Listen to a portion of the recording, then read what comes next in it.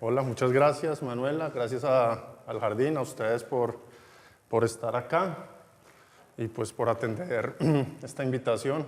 A Álvaro Hidárraga, que es el autor intelectual de esto, en una noche de cervezas que me invitó. Entonces, muchas gracias. y bueno, no nada. Pues quiero comenzar con esta imagen que es del Valle de la Aburrá, una imagen de más o menos 1950. Estas dos personas que están ahí observando el valle no están solamente viendo una ciudad que está en proceso de crecimiento, sino que están viendo una flora que se está construyendo, una vegetación que está cambiando y que es el resultado de muchos años de transformación. Esta flora que esa gente quizás inadvertidamente están analizando o están viendo es lo que los ecólogos urbanos llaman una isla florística. Resulta que hace algunos años los ecólogos urbanos se dieron cuenta que los pueblos, las ciudades o todos los espacios habitados por los seres humanos resultan ser más ricos en vegetación que los espacios circundantes. Ellos dan tres razones para esto. Una es que los pueblos y las ciudades generan espacios diversos que las plantas utilizan para colonizar y pelechan ahí. Otra razón es que al crecer las ciudades alteran significativamente su entorno y las ciudades parecen más ricas en términos de flora por el contraste, porque alrededor está deforestado, entonces ellas se ven más ricas en flora. Y la tercera razón, que es la que a mí me llama la atención y parte de la que voy a contar hoy, es que las ciudades y los pueblos y los centros poblados sirven de cuenca receptora de especies introducidas. Y entonces se van acumulando plantas y se van acumulando plantas históricamente y llega un momento en el que un botánico, alguien con el ojo entrenado, puede discernir y puede ver que las ciudades como Medellín son espacios de mayor riqueza vegetal. Pero esta riqueza vegetal se construye sobre una vegetación primigenia, algo que estaba ahí antes que los seres humanos llegaran a habitar el territorio. Y esto es una pregunta que a mí me hacen cuando saben que estudio la historia, y es como, ¿qué era lo que había aquí antes? Y es complicado porque el Valle de Aburrá es diverso, es un mosaico de vegetaciones, de ambientes, hay bosques premontanos, bosques montanos, hay climas fríos, hay una serie de transiciones, además de que había un río con meandros que generaba zonas lacustres. Uno podría especular o saber cuáles eran las especies de plantas y árboles que había aquí, quizás mirando lo que queda, y uno podría inferir que antes de los seres humanos, antes de los aburrás, habrían algunas especies como el balso o el cedro, que probablemente estaban acá en algunos de los sectores del Valle de Aburrá. A mí eso me parece interesante, pero lo que más me parece interesante es cuando el valle se habita, qué es lo que pasa cuando se empiezan a crear interacciones con los seres humanos y las plantas del valle. Y lo que pasa es que lo que sabemos es que esto no era una arbolada, esto no era un lugar lleno de árboles, sino que los Cieza de León, los conquistadores, los ibéricos, los portugueses, todos los que conformaron la conquista del territorio, describían estas tierras como unas zonas de llano, unas zonas no cubiertas por arboledas como las que habían encontrado en su tránsito por el Magdalena Medio, por ejemplo, en lo que hoy conocemos como el Magdalena Medio. Y esto es muy interesante porque desde ese tiempo los cronistas hablan de que esto era una tierra muy fértil. Y eso hay que tenerlo en cuenta y quiero que lo recuerden porque eso va a modificar la forma en la que más adelante nosotros, los medellinenses o la gente que habitó este espacio, se empezó a relacionar con las plantas en general, pero también con los árboles. ¿Y por qué ellos sabían que esto era una tierra fértil? Pues porque aquí habitaba una gran cantidad de personas que fueron las personas que construyeron estos caminos que quizás algunos de ustedes conozcan, que son esos caminos que salen del valle y se internan en Arví y que comunicaban estos poblados aburráes con otras regiones. Entonces la gente que construyó estos caminos tuvo que alimentarse y por ende pues hubo zonas de cultivos de plantas como amaranto o maíz que existían en las tierras fértiles que Cieza de León había descubierto, había descrito, porque él no las descubrió, ellas estaban descubiertas. Entonces, ¿qué pasa? Cuando llegan los españoles y los ibéricos, los europeos, se hace un encuentro de dos mundos. Y este encuentro de dos mundos, cuando llegan se basa en que cuando llegan los españoles, ellos traen su Dios, su religión, su mundo místico, su mundo simbólico, pero también traen sus ciudades.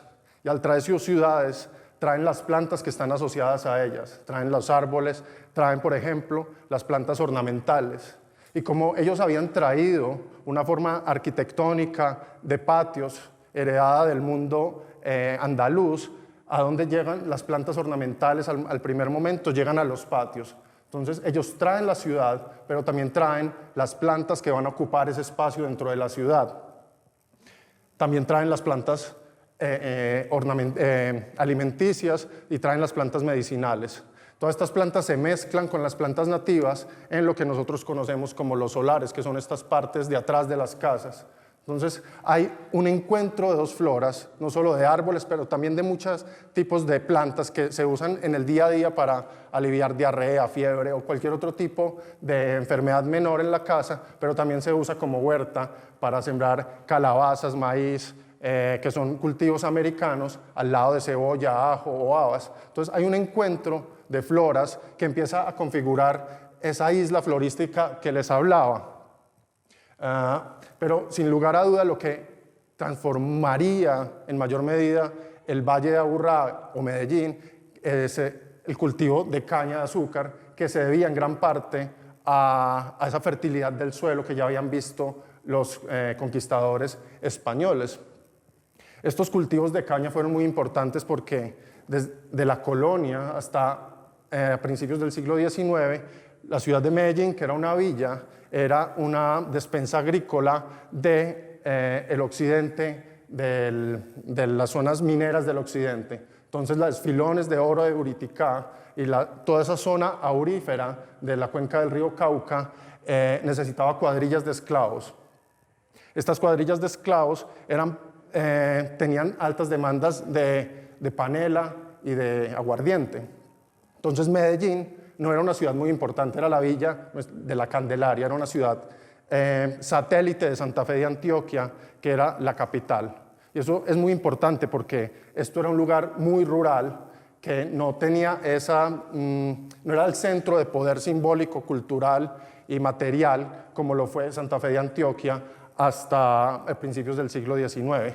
Pero entonces este encuentro de floras no solo creó un mundo rural controlado, domesticado de plantas ornamentales, plantas alimenticias y plantas medicinales en los solares y en los patios, sino que también llevó a que se creara una nueva conjunción de especies ruderales, especies espontáneas que comenzaban a crecer por donde pasaba la gente, por donde cuando tumbaban el monte o lo que había, que empezaban a crecer estas especies que eran de los dos mundos. Entonces aparecía el diente de león, que es una planta que ha estado viajando con la expansión del mundo occidental, al lado de los españoles, de los portugueses, y se encontró, por ejemplo, con la huasca, que es una planta de los Andes que había sido usada por los indígenas como condimento.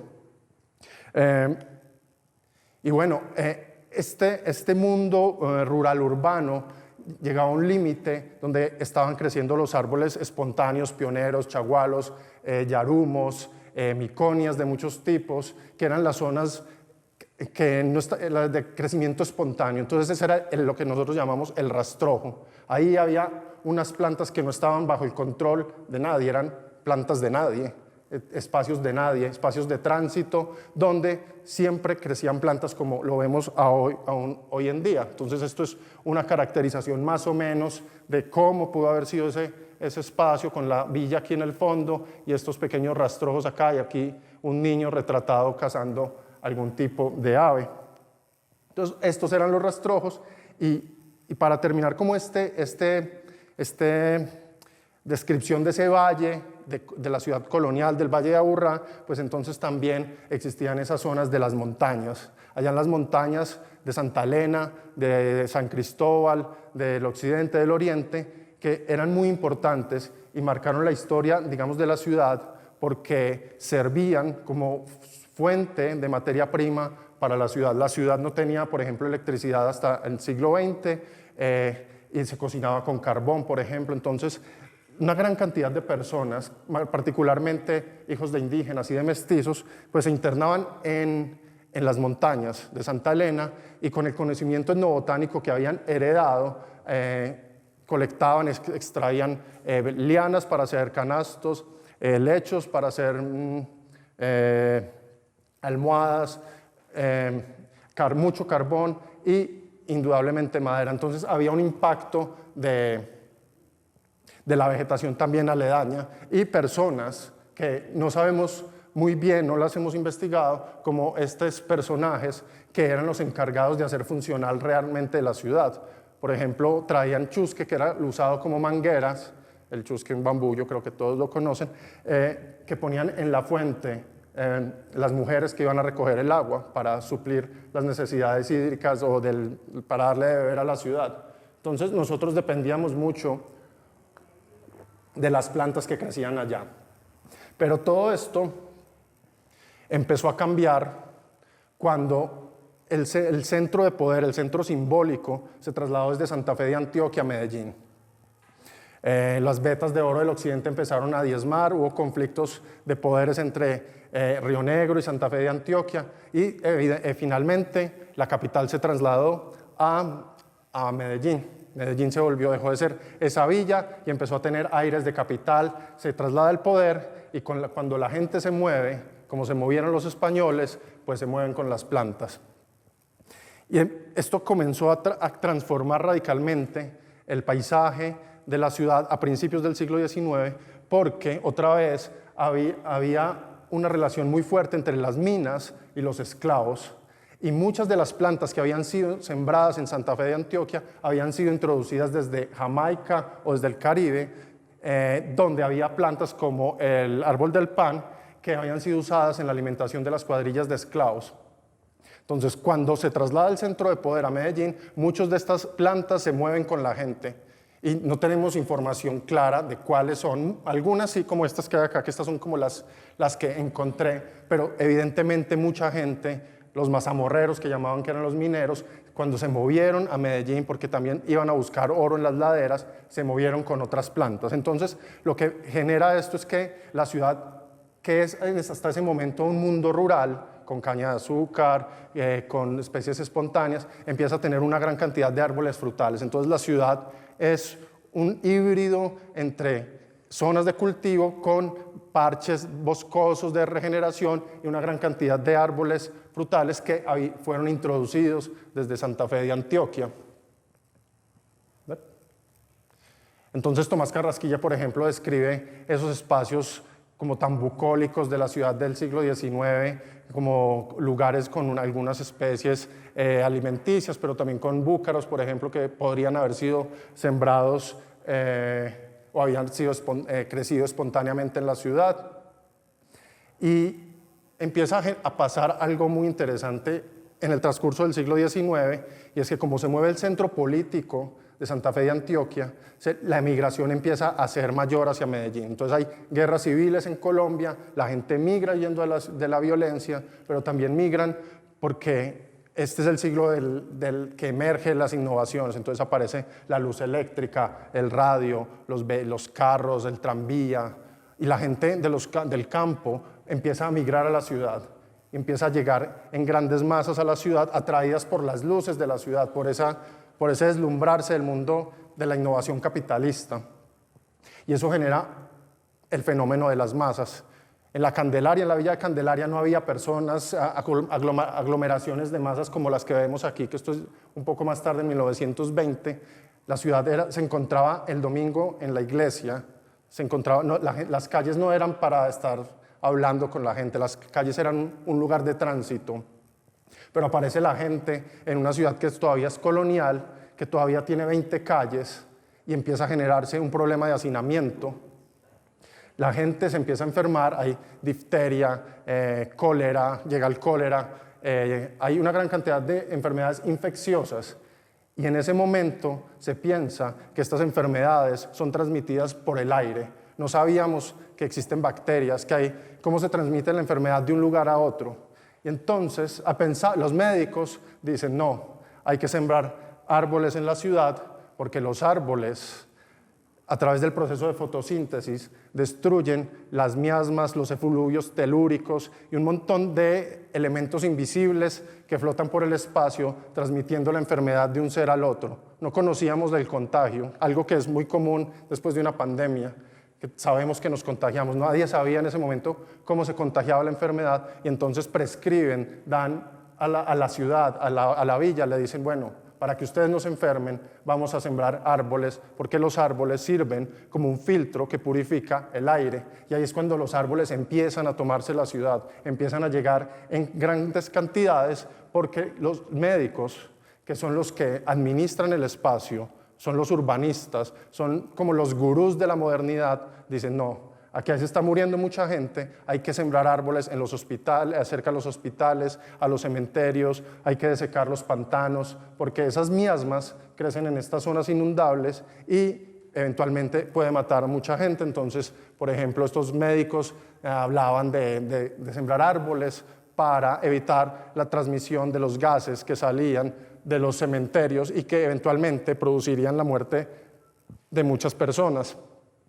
La élite compra esta idea, la élite de la ciudad, que era una élite educada, era un puñado de gente educada y otra gran masa de gente que había llegado a la ciudad a convertirse en proletarios después de haber sido campesinos. Entonces empiezan a sembrar árboles para hermosear, pero también para purificar esos espacios que ya parecían que eran nocivos. Entonces se siembran las primeras ceibas en 1856 más o menos, antes de que se creara el Parque de Bolívar. Entonces hay como una aceptación del árbol y la gente de la élite que había tenido relación con el mundo del río Cauca trae estas plantas. Entonces mucha gente que tuvo que ver con la expansión de la colonización antioqueña, que tenía fincas allá en el río Cauca, dijo, no, pues me llevo también estos árboles que tengo en mi finca para Medellín, y así se introdujeron muchas especies. Pero como estas personas que habían hecho riqueza con el comercio del oro en el río Cauca, también hicieron negocios con el mundo internacional, donde traían elementos nuevos como sombreros, ropa, tornillos, llantas, todo lo que para nosotros es del día a día, era nuevo en esa Medellín del siglo XIX. Y con todo serie de nuevos elementos, pues también introdujeron otras plantas y la ciudad empieza a tener una connotación como caribeña, más de tierra caliente, cuando se introducen las palmas reales de Cuba, que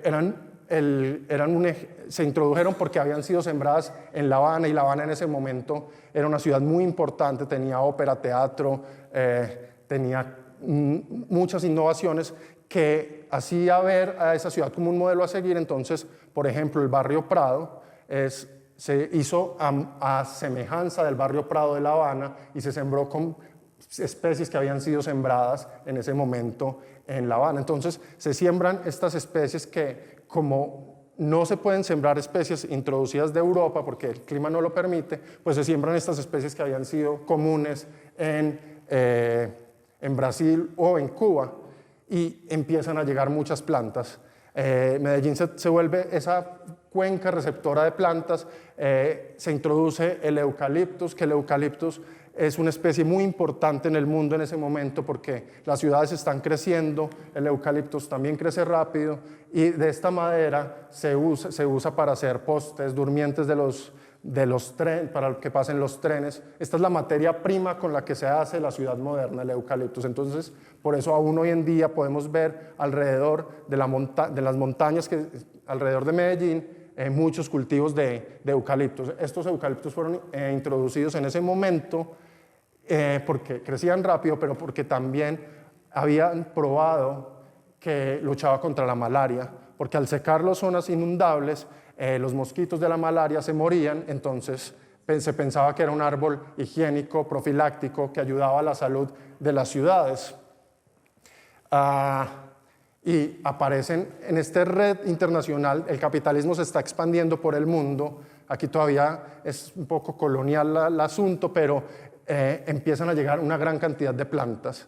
Y se introducen plantas ornamentales, plantas que vienen de todo el mundo, que habían sido extraídas de zonas tropicales, van a Londres, al Kew Botanical Garden, o van a Nueva York, y ahí se transforman en ornamentales y nos las venden de nuevo como un proceso un poco colonial.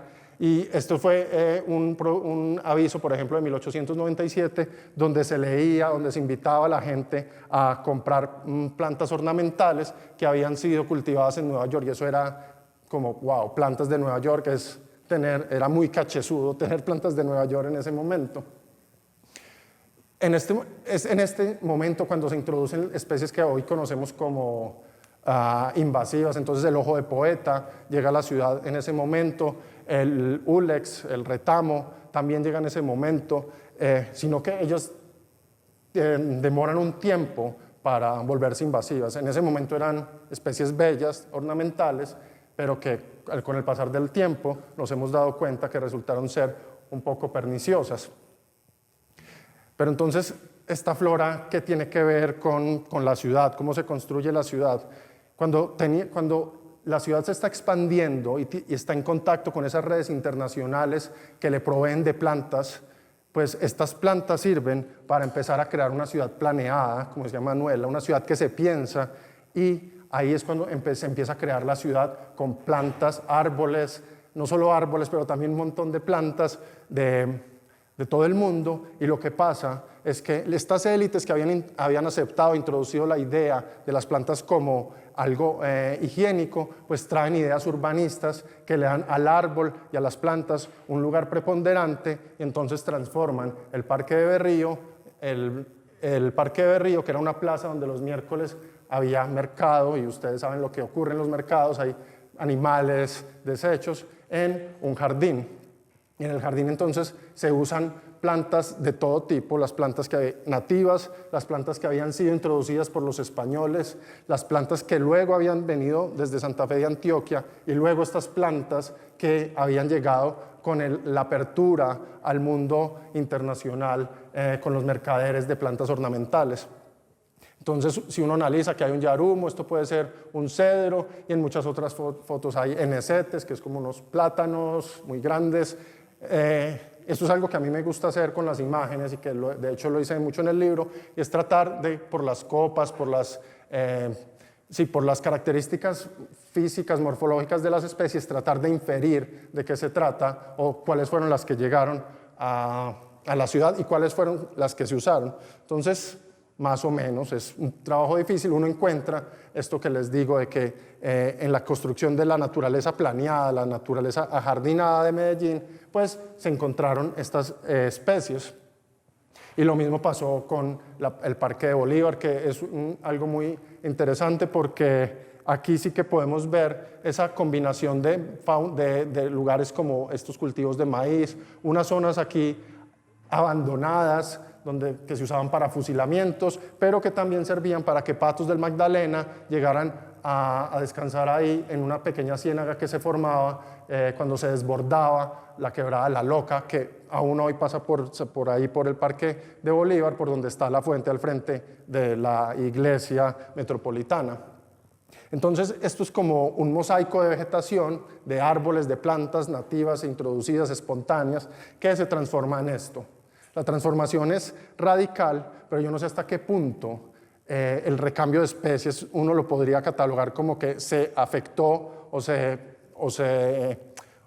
enriqueció la flora. Puede que en términos generales aquí haya muchas más especies que las que había antes. Eso es difícil saber, pero yo infiero que eso pudo haber pasado. Entonces aquí tenemos las ceibas que fueron introducidas a principio, ya con otras palmas, y todo con una forma y una naturaleza muy organizada, porque la naturaleza en la ciudad tenía que estar organizada, no podía ser espontánea, no debería ser como rastrojo. Sin embargo, y aquí pues hay un ejemplo de una planta que es muy fácil de localizar, y es el lubito de playa, que fue introducido en esa época y fue sembrado en algunos parques. Entonces también venían plantas del Caribe y esto es clave, muchas plantas se adaptaron muy bien a Medellín y por eso Medellín se configuró muy rápido en esa isla florística de las que les hablaba al comienzo.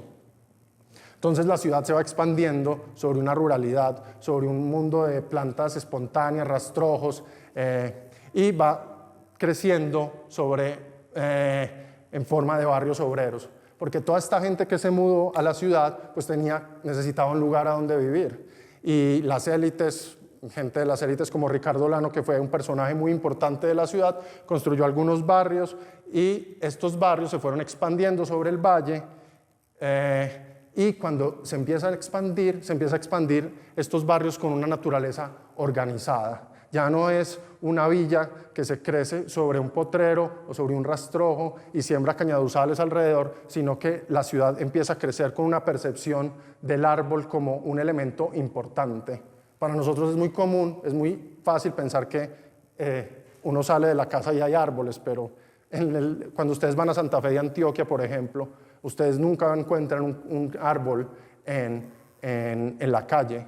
Todo estaba en el mundo doméstico y aquí el árbol, que esto es muy importante, se vuelve parte del mundo público porque ya existe un mundo público, ya la gente sale a caminar, hay parques, hay un mundo que está decorado por las plantas. Entonces, por ejemplo, en el barrio Colón, Ricardo Lano había introducido desde el Caribe el guayacán amarillo y ese árbol fue una locura en Medellín, lo sembraron en todas partes hasta que se dieron cuenta que como el alcantarillado era tan malo, las flores y las hojas se caen, pues empezaba a taponar los alcantarillados y generaba inundaciones como las que existen hoy en Medellín, ahora mismo. Pero esa ciudad, lo que pasa es que cuando se está expandiendo, allá al otro lado de la ciudad, eso no es un vacío. Allá hay un mundo que también está existiendo de plantas espontáneas, de fincas abandonadas, de meandros del río. Entonces esa ciudad se encuentra con este mundo, con un mundo de especies desordenadas, un rastrojo, lo que uno ve cuando va a caminar a las afueras de cualquier pueblo en Antioquia. Entonces a mí me llaman mucho la atención estos sauces que son sauces llorones, pero no lloran, son sauces humboldtianum, pero son variedad fustigata, que se habían sembrado mucho porque parecían a los olmos que se habían sembrado en Europa. Entonces, ahora casi no hay, y si ustedes van por la vía de San Pedro, quedan algunos, pero estos sauces son muy interesantes, como que hay una historia ahí que no se ha contado. Pero entonces, esto por ejemplo es el río, y la ciudad que está creciendo demanda nueva infraestructura. La gente no solo necesita árboles afuera de la casa para caminar, sino que cuando se cambia el medio de transporte de estos animales, bueyes, vacas, mulas, cualquier animal de carga, por eso quiere decir que la gente necesita transportarse de otras formas. Y ahí el árbol vuelve a tener otra realidad, enfrenta otra realidad, porque el árbol ya se piensa como un elemento de infraestructura para la ciudad. Ya no es solo tener que nos da aire o que hermosea los parques, sino que cuando se canaliza el río, se pierden, digamos, estas zonas acá de lacustres que estaban ocupadas por especies acuáticas. Y entonces, ¿qué pasa con el árbol? ¿Qué pasa con esa vegetación que se reemplaza? Pues se reemplaza por unos árboles que sirven para mantener el río en cintura. Entonces los ingenieros toman el control de los árboles. Recuerden que antes eran los médicos los que habían dicho, bueno, vamos a sembrar árboles en la ciudad porque la gente necesita un aire pulcro, un aire aseado. Ahora son los ingenieros los que toman el control del árbol, los que administran los árboles urbanos y dicen, bueno, aquí esto eran zonas inundables, ahora lo canalizamos. ¿Y qué hicieron? Trajeron un montón de Inga edulis y otras ingas y las sembraron acá para contener los taludes del río, al mismo tiempo que Salix humboldtianum, pero sí sauce llorón y búcaros. Entonces ellos sembraron estas tres especies intercaladas para mantener al río controlado. Entonces es una concepción muy distinta del árbol urbano el que se da. Esto lo quería traer porque Pedronel Gómez en 1943 quiso hacer de estas veras del río organizadas de tránsito de los carros un lugar de esparcimiento con parques, bibliotecas, que conectara la Universidad Nacional con el Cerro Nutibara, que diera una especie de parque a la ciudad a la vera del río y no solamente unos árboles sembrados como muro de contención. Esto nunca pasó por cuestiones políticas, porque ustedes saben cómo funcionan las cosas, pero Pedronel Gómez sí tuvo un impacto muy grande en, digamos, en la flora de los árboles de Medellín, cuando en el diseño de este barrio, el barrio Laureles, incluyó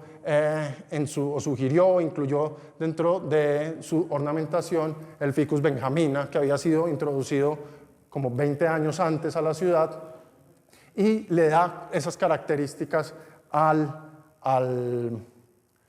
barrio Laureles, que termina llamándose barrio Laureles después de haberse llamado como barrio obrero. El barrio de Laureles fue pensado, paradójicamente, como un barrio obrero, decorado con una planta del sudeste asiático. Entonces hay como un montón de contrastes, porque pues este es un árbol muy grande que se siembra en un barrio obrero en lo que era una zona espontánea y de potreros. Y ya llegamos pues a otro capítulo, otra historia del árbol en la ciudad, que es el árbol, las plantas usadas a manera de telón de fondo en el aleccionamiento moral de los proletarios. Entonces, para mantener esa masa de gente que había migrado a la ciudad, que se habían transformado en proletarios, ellos usualmente iban a las cantinas a beber, a emborracharse. Bueno, había serios problemas de salud moral, como la llamaban en ese momento. Entonces se piensa por parte de las élites de hacer un bosque, que es el Bosque de la Independencia, que es esto aquí donde estamos ahora, donde ustedes están escuchando y yo estoy hablando. Entonces este es el lago que está allí inundado, y aquí la gente podía venir a practicar lo que ellos llamaban sports. Entonces había caballos, se introdujeron los patines, los niños venían a montar en burrita, que todavía los viejos recuerdan eso. Y era muy importante porque en esos parques que les mostré antes, esa naturaleza estaba encerrada. Entonces había un horario, había un celador, había que guardar las normas de la moral. Hay muchas historias de los parques. Una historia muy particular era que los estudiantes de medicina se iban a leer los capítulos de las partes reproductivas de los hombres y las mujeres cuando las señoras estaban en su caminata higiénica. Entonces, la élite, digamos, de la ciudad a veces proscribía el ingreso de los pobres, los enfermos, a estos espacios. Entonces esto genera como un momento de reacción que tuvo mucho apoyo en la prensa, y es que, por favor, hagan este Bosque de la Independencia, que era pensado como el Bosque de la Independencia Nacional, termina siendo de la Independencia de Antioquia, y eventualmente se concluye el bosque, se hace el bosque, que es un lugar libre donde la gente puede venir, estar en compañía de su familia, y lo más importante, están lejos de la chicha. Y al principio, cuando se pensó el bosque, esto es muy importante, cuando se pensó el bosque se quisieron introducir especies europeas, y esto fue un común denominador en la historia, digamos, de los parques en toda América. El parque, la zona verde, eso es una idea europea que las élites querían introducir tal cual. Entonces, cuando ellos pensaban en un bosque, cuando ellos pensaban en un parque, lo pensaban como lleno de álamos, lleno de olmos, con sauces, especies que a ellos les parece que habían visto en Europa y que les gustaba, y daba ese ambiente como de elegancia y de prestigio. Por supuesto, ellos introdujeron una gran cantidad de especies y aquí se murieron todos, o casi todos. Intentaron cultivar uva y sacar cultivos de olivos, por ejemplo, en una tierra como esta.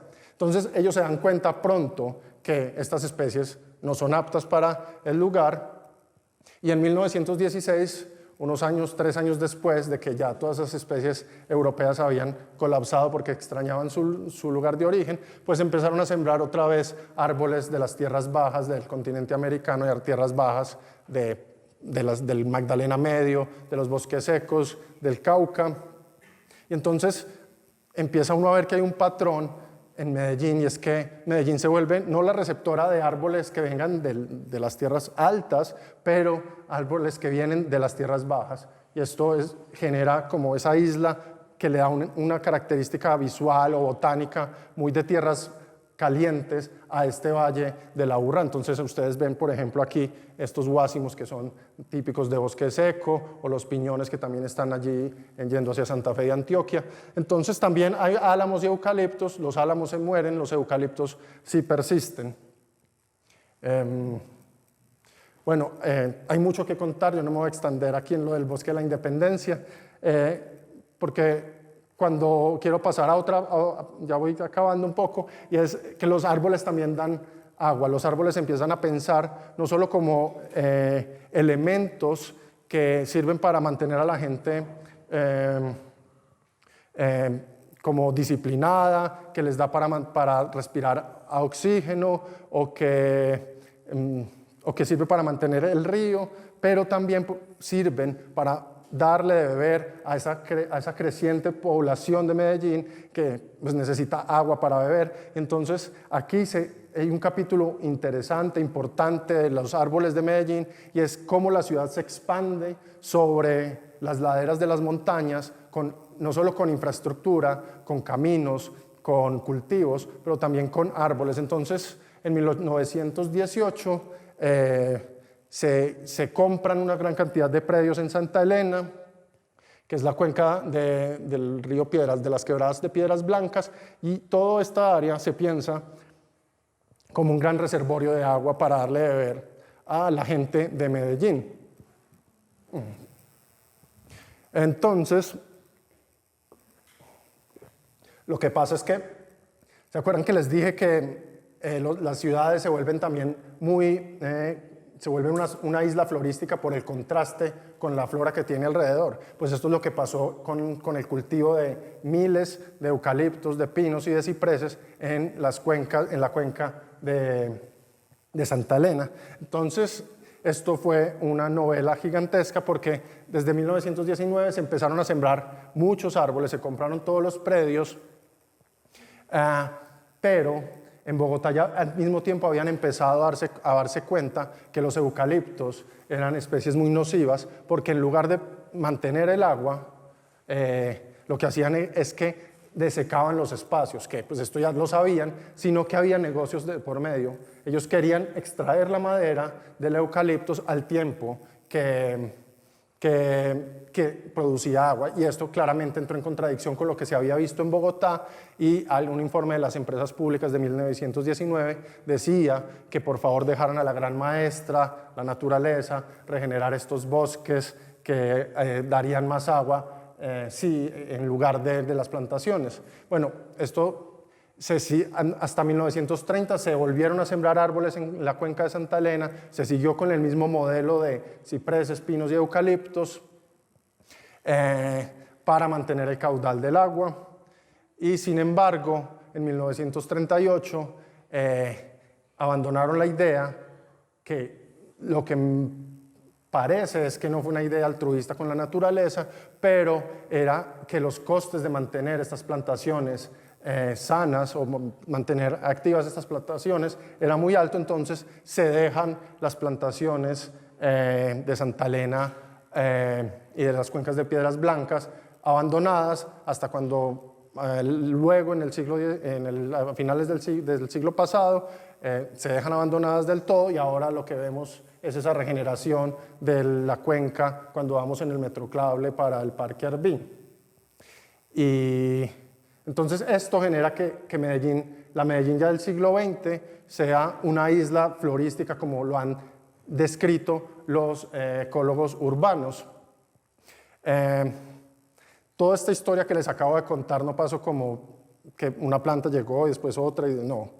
La historia de nosotros en la relación con los árboles, con las plantas, pues no es una historia simple, sino que está llena de conflictos, porque todos tenemos diferentes ideas de lo que es la planta.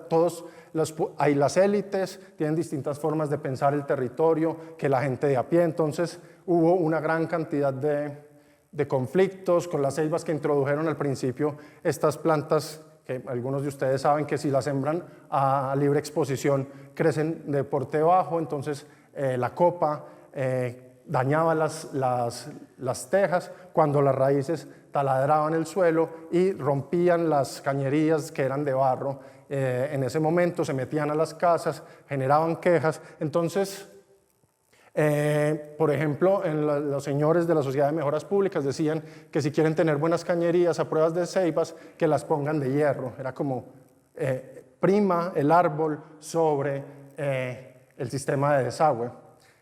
Hubo un conflicto muy grande en 1912 por esas ceibas. Al final las talaron, no estas, sino las de la plazuela de San Roque.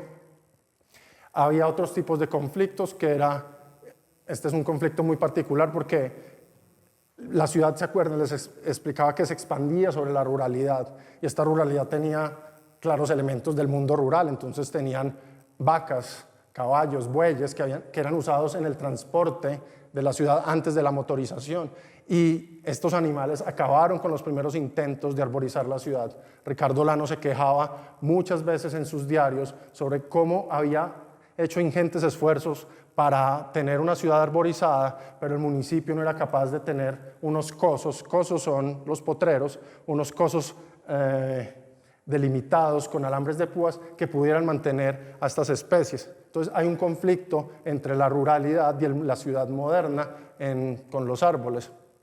Pero a mí el conflicto que más me llama la atención es el conflicto del conocimiento, porque cuando se empiezan a sembrar los árboles, hay una gran cantidad de gente que viene del mundo rural y ellos ven que el árbol sirve para algo. Usted siembra un aguacate para sacar aguacates, un limón para tener limones, o usted usa el árbol para madera, para leña, para carbón, pero un árbol como las ceibas que eran para mantener el aire limpio, ¿cómo explica usted eso a una persona que todo el tiempo ha usado históricamente estos árboles como fuente de alimento o de leña? Entonces Tomás Carrasquilla se medio burlaba de estas personas cultas, que serían como los silviculturistas, ¿cómo se llaman? Los forestales de hoy, que sembraban árboles para mantener una ciudad limpia.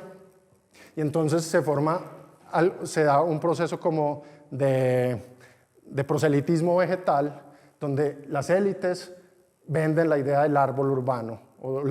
Es como, vean, muchachos, ustedes no saben, pero esto es bueno. Vamos a sembrar árboles.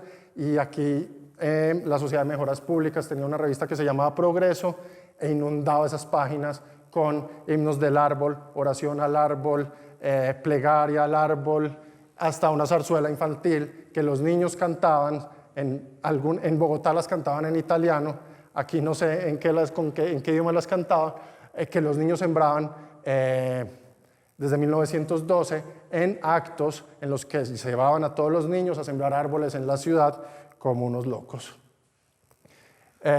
Y bueno, ya como para terminar, bueno, de entre este proceso del principio de lo que llamaríamos educación ambiental y lo que ha pasado después, pasaron muchas cosas, se introdujeron los huracanes que terminaron siendo muy malos por lo mismo de las cañerías, el Cerro Nutibara se arborizó y las vacas se lo comieron, el Cerro Volador mitad se dejó en proceso de regeneración natural por cuenta de algunos biólogos de la Universidad de Antioquia y la otra parte pues le crecieron eucaliptos, ha habido incendios, pues hay otra historia ahí que está también por contar después del siglo XX, la segunda parte del siglo XX, pero a mí me gustaría hacer como una reflexión de lo que ha pasado ahora. Y ya que estamos en el jardín, pues con el volver a las nativas, que entonces ahora volvimos a otras nativas, ya no son las de los españoles, ya no son las del río Cauca, ni europeas, sino que ya otra vez son otras nativas, pero que siguen viniendo de las tierras bajas que rodean a la ciudad. Entonces, por obra de los botánicos, del jardín botánico y de lo que hoy es el jardín botánico, pues se han creado unos paisajes que a mí sí me llaman mucho la atención porque son como unos sotobosques creciendo en la ciudad, lleno de calateas, con unas especies también que vienen del resto de las tierras bajas de Colombia. Entonces se sigue en ese proceso de darle una apariencia a la ciudad como de tierra caliente, que cada vez es más caliente, o sea que puede ser más oportuno.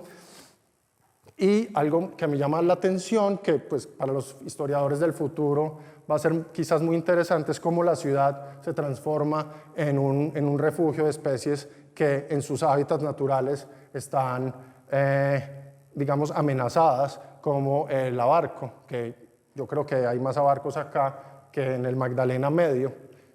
Y bueno, y la ruralidad vuelve y toma la ciudad. O sea, a esto se los muestro porque la historia no es como capas, sino que es compleja, capas antiguas vuelven y emergen, entonces ahora tenemos el mundo de lo rural que se toma las terrazas y las especies ruderales que aquí investigan, que las especies espontáneas que están haciendo una investigación muy interesante, cómo empiezan a crecer sobre una ciudad que cada vez es más roca, entonces estos son puras especies